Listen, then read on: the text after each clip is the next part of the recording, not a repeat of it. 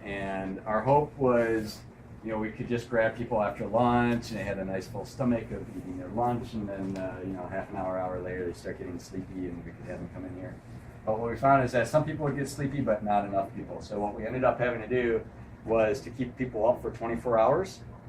No caffeine from 4 p.m. the day before, and then they were chauffeured into our laboratory here at 6 a.m. that following morning, and then they went for a simulated 3-hour nighttime drive on the same road, just nighttime, that you see here. And it was pretty hard for some of the subjects to stay awake. And in fact, everybody on the staff here had to go through it just to experience it, and it was tough to stay awake.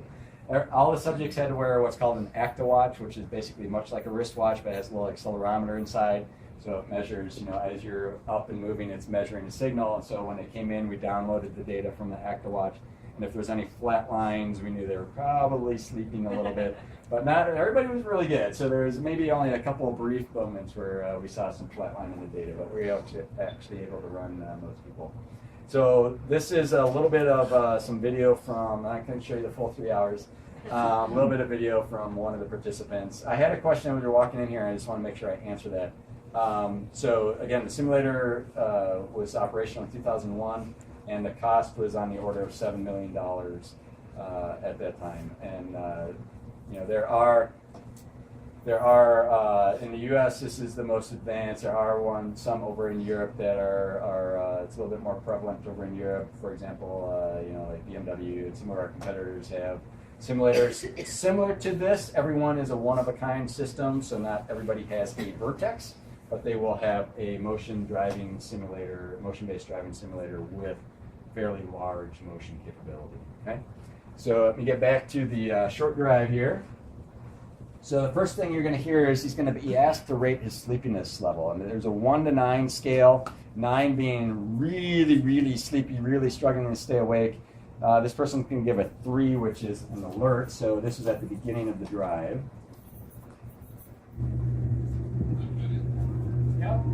I need you to use the scale on the dashboard to rate your sleepiness level. What number best describes your sleepiness level? Okay, so that was at the beginning of the drive. He's been up all night, but he's feeling kind of alert. And if you watch his eye, it's fairly open and awake. Now, during this part of the drive, he's asked to do essentially a reaction task. And so there's a little laser that would shine a dot onto the road in front of him, and then he was asked to push the steering wheel button as soon as he saw that dot. And what we find, right, is as you're getting more and more sleepy, your reaction time would increase, right? So you wouldn't pick up on it as soon. Now, so his eyes are, you can see he's a little tired, a little yawn here and there. And then we're going to get into, let me get to 6 minutes later, starting just a little bit, a yawn, right? So this is the lane in front of him. Here's 11 minutes more. A little bit more sleepy, right?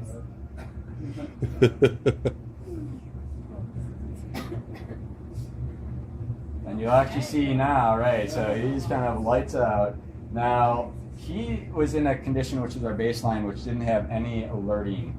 And so you see he's going to drift out.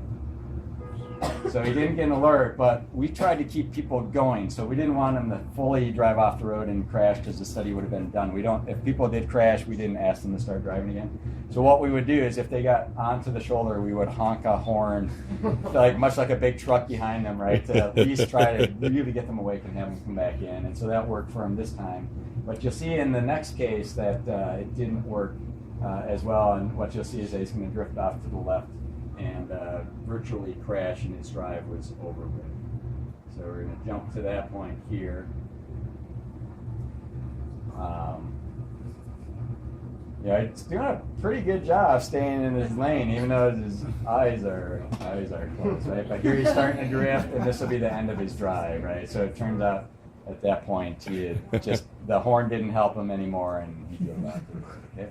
But this was useful information, right? I mean, it helped It was some data that, among other data that was collected for developing the Ford product, the driver monitor system that's being rolled out now.